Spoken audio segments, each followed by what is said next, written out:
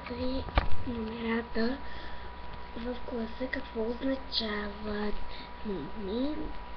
Да пусна музика отдолу. Така. Момент. Първи номер значи добрия.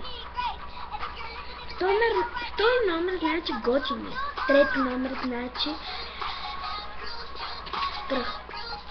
нормалния. Четвърти номер значи смотания. Пети музикалния. Шести идиота. Седми красивия. Осми уникалния. Девети газария. Десети грозния. 11 уникалния. 12 рапъра. 19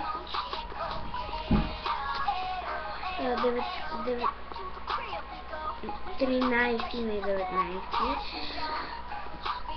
ориентирания, 14 хитрия, 15 спортиста, 16 лошия, 17 интересния, 18 влюбения, 18 любовния, 20 модерния, 21 обикновения, 22 интересния, 23 стелания, 24 интересния, 25 дата и 26 лудя.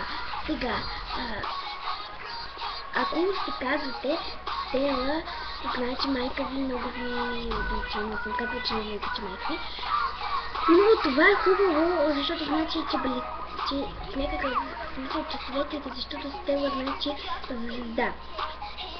Пожелавам, само име, значи да стана славна. Михаил значи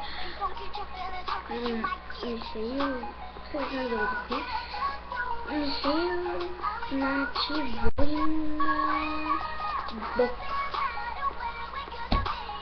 Това е